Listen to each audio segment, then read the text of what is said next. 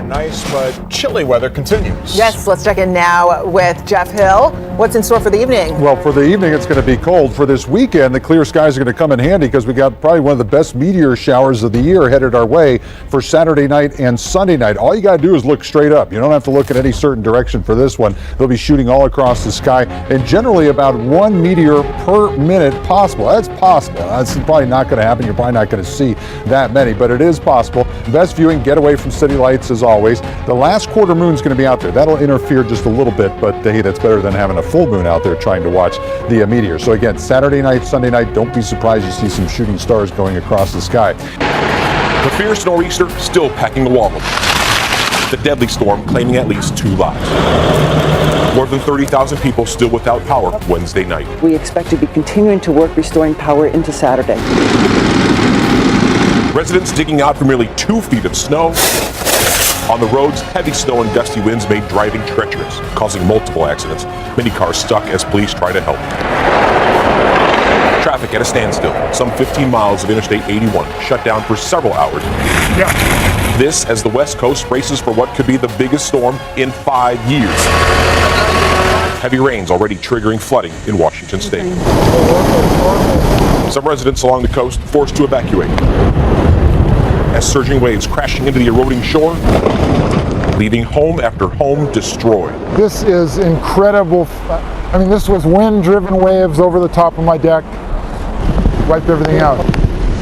Let's turn to the East Bay, where a tree fell on a big rig in Pinole. Some of the lanes are blocked, and KRON 4's Mike Pelton is there right now. So, Mike, what do you see? Well, good morning, Daria. Yeah, Caltrans crews are here on the scene, as is the CHP. This happened at about 3 o'clock this morning, and the CHP clarified a little bit what happened. They say a large tree fell and covered 3 lanes eastbound 80 at Knoll Valley Road, and then a big rig subsequently hit the tree after it had fallen down. There was some damage to that big rig, which was hauling wastewater, although fortunately the driver of that rig is okay. I think you're looking at video of the tree or over the past hour, I should say. Caltrans crews have arrived on the scene. They've been chopping up this tree and are working now to clear all the lanes. The CHP told us they hope to have all lanes reopened by about 6 o'clock this morning, although it looks like they're going much faster than anticipated. Looks like they might have this cleared a little earlier than expected, although currently they do have all eastbound lanes of the 80 closed. They are detouring traffic off at Knoll Valley Road. I can look behind me, see just a huge backup. Not sure how far that extends, Daria, but it's got to be quite a ways. But it does look like hopefully they'll get this clear sooner rather than later, as they were telling us 6 o'clock just a short time ago. And tell me right now about the wind and the rain that you have there. The rain stopped. Was coming down a little bit a short time ago. We're not getting rain right now, but the wind is unbelievable. I'm wearing a hat, Daria, and it blew my hat off across a part of the freeway. Fortunately, this part is closed, but the wind is rocking the vehicles we're in. Almost difficult to walk back and forth. That wind is so strong. All right, thanks a lot, Mike. And that is why there are these high wind warnings and flash flood warnings, and that's why a lot of schools have canceled too, Mark.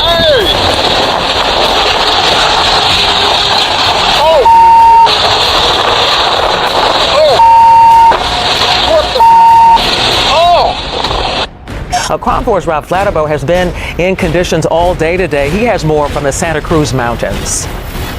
Heavy rain for much of the day here in the Santa Cruz Mountains, as many mountain roads are now flooded. Trees are coming down and the San Lorenzo River is on the rise. Still a long way from flood stage. The river was rising fast at the height of the storm Thursday. Felton Grove resident Richard Schaefer says the San Lorenzo was at about 6 to 8 feet near his home here in Felton around midday Thursday, but while flood stage is around 16 feet, Schaefer knows the river can keep rising long after the rain stops. If it really starts to rain, you can see a jump during an 8-hour period that is quite alarming. It comes up very fast, and since the ground's saturated, it goes more rapidly than you think. Elsewhere, mountain roads are taking a beating. Highway 17 saw widespread flooding, particularly here at Bear Creek Road, as that heavy rain caused several small slides as well. Caltrans here struggling to keep up with clogged storm drains. And there are many, many downed trees throughout the mountains, like this one, which smashed several cars here on Sunset Avenue in Boulder Creek. My girl was freaked out, and I was freaked out. We just wanted to get out of here and try to go down and get a hotel in Santa Cruz. This is the San Lorenzo River here in Boulder Creek. Still a long way from flood stage, but also a long way from where it was just 24 hours ago. In Boulder Creek, Rob Flattabo, Crown 4 News. Well, we had a major rock slide here, and this is where it breached, up here right where these K-rails were. They heard a rumbling, they heard a thundering. It wasn't lightning. It was billions and billions of rocks. And if we come on over here, Stike, and show, you have homes that are literally covered in rocks. 10 homes now red tagged, meaning uninhabitable, Wolf. And they were telling me there was an absolutely scary moment when an elderly couple and their caregiver were pinned in one of these homes by all these rocks and all this mud and the furniture that had been moved around. Fortunately, they were able to get them out safely. 124 homes evacuated here in Camarillo Springs. What caused this? A devastating fire back in 2013. It basically stripped the hillsides of vegetation. The Ventura County Fire Department and others worried a long time about this. Last night, overnight, in just 3 hours, they got between 1.5 inches and 2 inches of rain, and that loosened up the hillsides, and these rocks just came tumbling and thundering down, Wolf. We've been mostly lucky, but that powerful nor'easter moving up the East Coast is bringing wind, snow, and icy rain to our north as the West Coast deals with its own strong storm. Lana Zach has more as thousands brace for this winter weather. This winter storm hit the Northeast like a freight train. In Massachusetts, wind gusts stripping shingles from roofs or worse. It's very, very windy. A lot of the trees in my backyard, I'm worried about some of them coming down. We've got one that's dead that's just about to go near the house. I'm like, please, not this storm. Icy roads caused unsafe driving conditions. In upstate New York, a 5-vehicle tractor-trailer passenger car pileup turned fatal. And flooded roads from Maine to Delaware.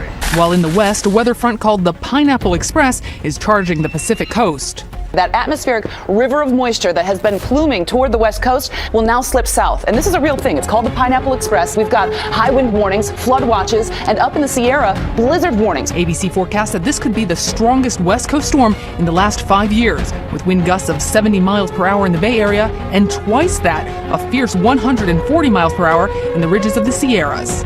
In Los Angeles, concerns about mudslides and flooding has Public Works racing to prepare. We get the material out of the debris basins to make sure that we've got maximum capacity, depending on what type of storms might come our way. As the nation battles storms coming from both directions. And yesterday's deluge actually broke records right here in Central Park. And while I'm enjoying a temporary hiatus from this terrible weather, icy showers are expected again soon. Live in New York, Lana Zach, ABC 7 News.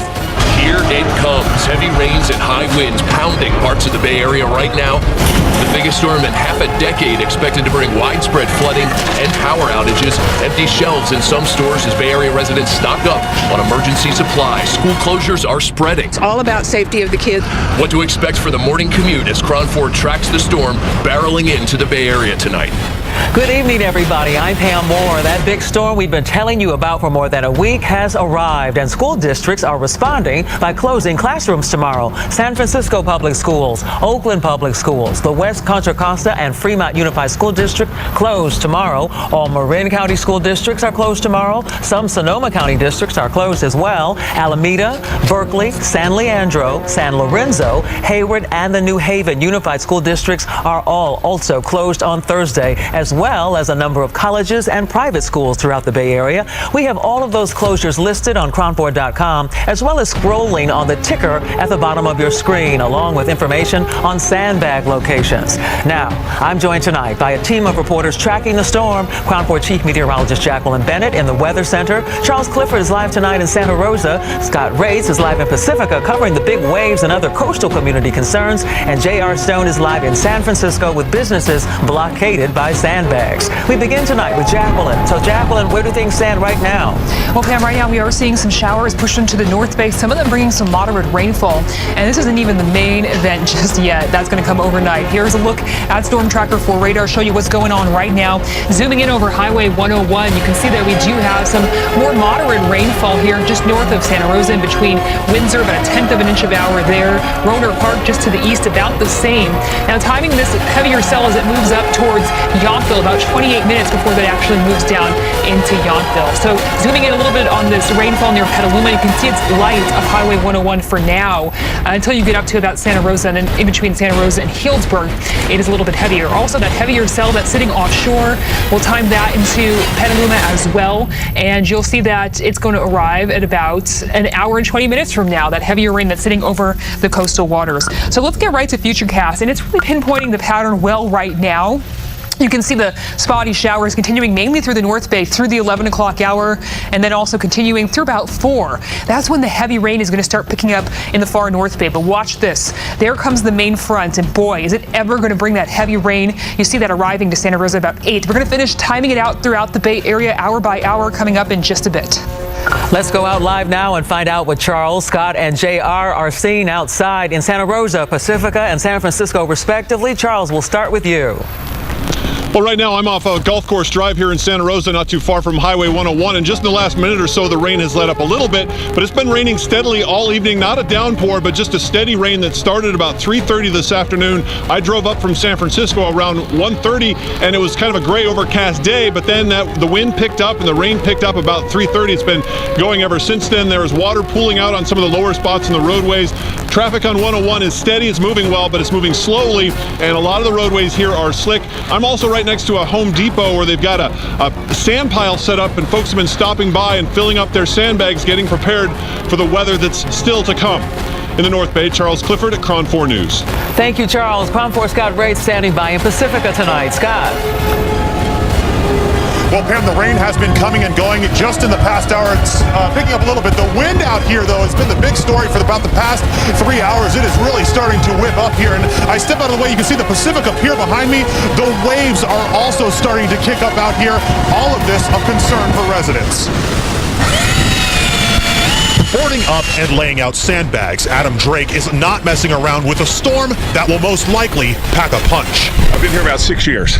Yeah, this will be the biggest storm. Some of the old timers are saying it can get pretty bad here. The water can break over the seawall. And really, storm preparations have been prevalent all over Pacifica this afternoon. I'm standing right in front of that gentleman's house that you just saw boarding up there, and he's boarding up for good reason. You can see that the city has set up this industrial-sized pump out here on the street. And then there's 2 hoses coming off the pump. You can see one of the hoses going right into the storm drain here. That will be sucking water out of there at a rapid rate when we start getting that downpour. And then this other hose that will take all of that rainwater and bring it right on down into the ocean. And then another fear out here is beach erosion. This is up towards the Manor District in Pacifica. This is an area where beach erosion has been a problem in the past. In fact, there are a set of apartments where the parking lot has actually fallen into the water here. And the fear is that if this storm does pack a lot of wind and has a lot of waves, that they will crash against the shore here and put more structures in jeopardy.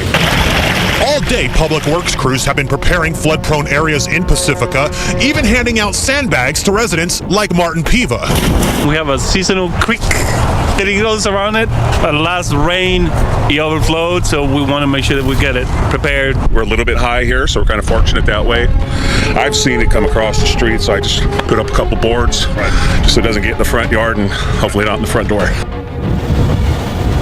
So again, right now we are seeing a little band of rain pushing through here. Again, this has kind of been on and off for the past hour as that storm approaches Pacifica. The wind, though, again, the big concern out here, it's really starting to pick up. I did check with the Public Works Department. They tell me that they will be on standby all night in case there are any problems. Reporting live in Pacifica, Scott Rates, KRON 4 News. Thank you, Scott. Now to KRON 4's JR Stone, live in San Francisco. JR. Well, Pam, many businesses here in the Mission spent all day long preparing for tomorrow's storm. Look directly behind me and you can see all of the sandbags that have been set up. This is just one business, one that was flooded last week, and they told me they're not taking any chances tomorrow. The rush is on in San Francisco to get the sandbags out and in position before the storm hits. So we're short on the sandbags, but we're getting them down here as fast as we can, and hopefully that'll help protect people's property. And protect businesses like Everlane, an online fashion company near 17th and Folsom in San Francisco's Mission District, one that flooded last Wednesday and only reopened in the last 48 hours. Now they're using wood planks, sandbags, and even foam to try and prevent another flood. Yeah, tonight's round 2. We're not taking any chances. We got too much expensive equipment in here. Dozens of restoration workers contracted by the city started the week last week's flood damage here. Now they're trying to prevent additional problems, all in an area that arguably the lowest point in the city. This was basically a lake in the past. And so you can see it when you come down here, how it's a very low-lying area, and it's just where water wants to come. And when we have heavy, heavy storms, our sewer system reaches capacity, and there's just nowhere for that water to go. As for the cost of this, Supervisor David Campos couldn't give me an exact figure, but says money spent on these crews is well worth it. Over the years, the city has had to pay millions of dollars in damages to a number of businesses to a lot of these properties. So I think prevention is actually money well spent. And out here live this evening, you're looking at a live look at some of those sandbags that have been set up outside of that business called Everlane that I talked about in that story. I talked with some folks who work here. They said if there was any estimate on business loss last time they flooded, they'd guess it to be somewhere in the neighborhood of $10,000. One of the reasons why they work so hard today to put these sandbags up outside of their business. Live in San Francisco, J.R. Stone, KRON 4 News. And the other thing, the fact that so many schools decided to close before the storm's arrival is catching a lot of people by surprise. A decision like this rarely happens in the Bay Area, and it is, of course, affecting tens of thousands of parents who are now scrambling to find somebody to care for their children. KRON 4's Alicia Reed reports on that from San Francisco. My teacher said there's no school tomorrow, and we started screaming out loud. Students at Everett Middle School already have plans for their impromptu day off.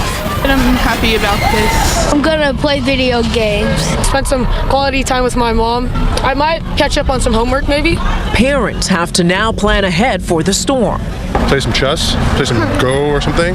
So, yeah, we'll weather it through and make the best of it. Hang out at home, have a movie day. The San Francisco Unified School District superintendent says closing all public schools during the storm was not an easy decision.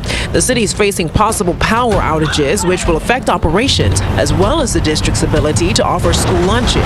There's also concern injuries may occur from the heavy winds. I don't remember this ever happening. I've been going to school here and since I was a kid and never for a storm. But we're just going to hunker down and have a good warm day and feed them full of soup and hope we'll just not go crazy inside all day. The district will monitor the storm throughout the day Thursday, then decide by 5 p.m. if schools will reopen on Friday. Reporting in San Francisco, Alicia Reed, KRON 4 News.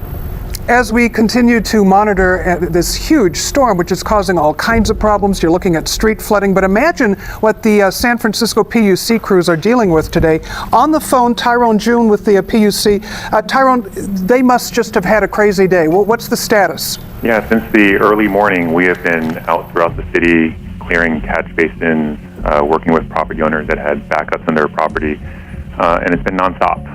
It started to let up now, just with the intensity of the rain dying down, but it's been nonstop all day. Tyrone, we've seen a lot of businesses where we're not just talking about flooding, but backed up sewage problems. What are some of the worst problems you still have to deal with? I mean, right now, there was pretty significant flooding around the neighborhood of 17th and Folsom.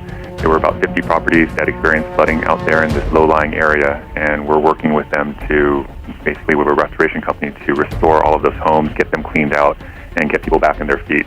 You know, that's definitely a major issue. Through the evening, we're continuing to chip away at all the calls and reports we got of clogged intersections, drains, and flooded streets, and we expect to have most of it wrapped up by late this evening. I was going to ask you if crews would be more or less working around the clock, Tyrone. They'll be there for a while? Yeah, we're going to be out there as long as needed, and then once we feel satisfied and comfortable with knocking down all the jobs that we have, we may go to a skeleton crew or an on-call crew at that time, given that the rains are going to lighten up. All right, Tyrone, all I can say is good luck. I know you've had a busy day. Thanks very much. That's Tyrone Jew with the San Francisco Public Utility Commission. Let's go to a break, and we will have more on the storm after this. Tonight, millions of Americans are still being slammed by this powerful storm. The rare California rainmaker triggering evacuations and flooding. In Camarillo Springs, houses swallowed by mud and rock. At least 10 homes have been red tagged, meaning they're now uninhabitable. Some homeowners heard rumbling, but it wasn't thunder. It was tons of rock cascading down the hill onto their homes. They have a lot of rock to move here. It's almost like a quarry.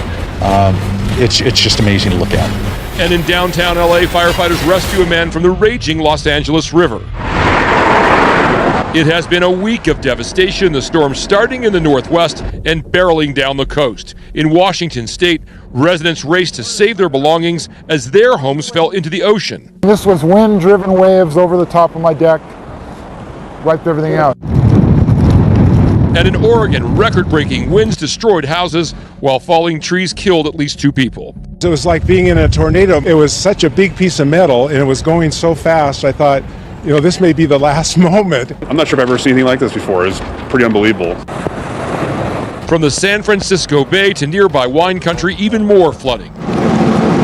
In the Sierra Nevada, snow and hurricane-strength gusts in excess of 130 miles per hour. Tonight, the National Weather Service has issued a winter storm warning with up to 3 feet of snow predicted.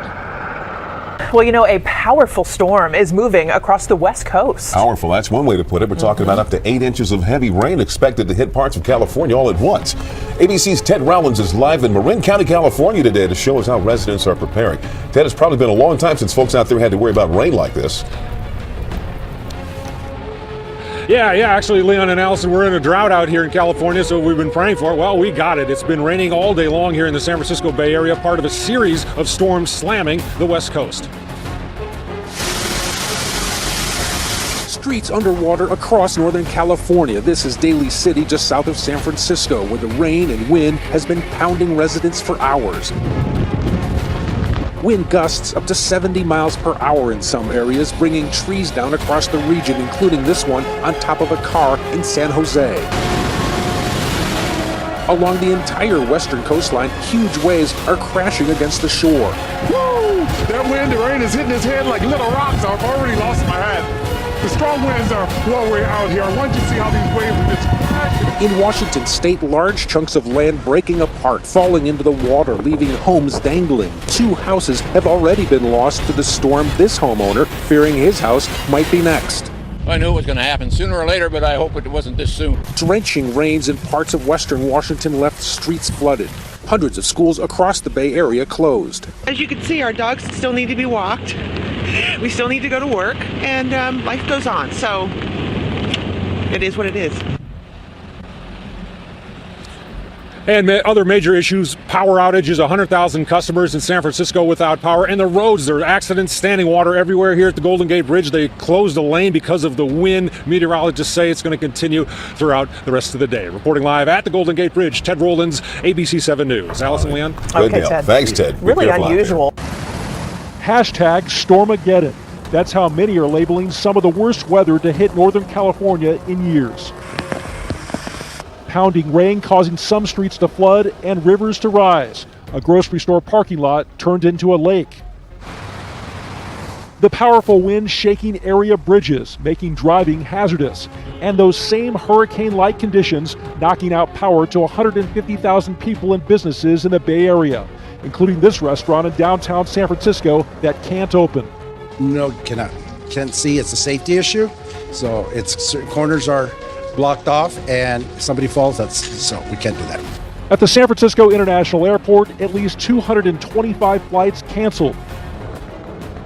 Ferry service also halted for many routes today, but this rider was able to make his daily commute to the city. It was pretty bumpy. I swear we were airborne as we were going up and down, and everybody was in great spirits and laughing. But it was no normal ferry ride today. Northeast of the city, it began snowing in the Sierra Nevada near Lake Tahoe, where 2 to 3 feet of snow is anticipated. A wind gust clocking in at 107 miles per hour. The same storm system hitting Washington state a day earlier, the rising tide eroding beaches and destroying at least 2 houses. Back here in California, the miserable conditions come with one positive side effect. The state, in the middle of a record 3-year drought, can use all the moisture it can get. What do you make of all this rain? We need it, but I wish it would come more evenly spread out. Instead of all in one night, you just got to roll with the punches. It'll be fine.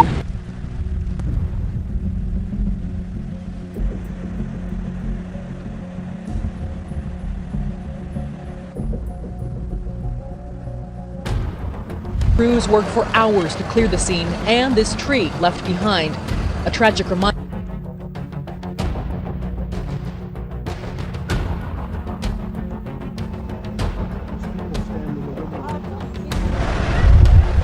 At this Hillsborough mobile home park, a powerful gust ripped the roof off this carport against the wind to tie it back down. Hillsborough, the wind split this tree in half, falling it onto Northeast Cornell near Arlington Road.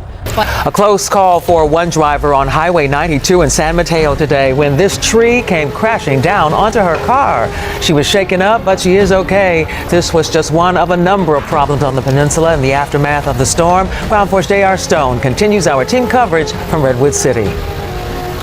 Well, you can see all the water directly behind me. It looks like a pond, but this is no pond. It's one of two mobile home parks off of Highway 101 that are still dealing with flooding. The good news right now is that the rain is not coming down hard, but residents have been helping other residents in this neighborhood. The people living here have basically gone out. They have rented machines so they can pump this water out of this area and back into the canal that is connected to the bay. And this is a process that they have been working on all day long. And again, like I said before, these floodwaters are starting to go down. Yes, it went down sometime this morning. Okay, so that has to be somewhat reassuring, right? Yes, it is.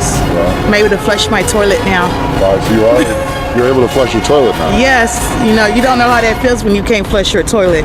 Now, I've talked with many of the folks living here. Not everyone stayed here last night, but it appears many of the people who didn't stay last night are now back here because of those receding waters. They will be able to go back home. In Redwood City, J.R. Stone, Cron 4 News.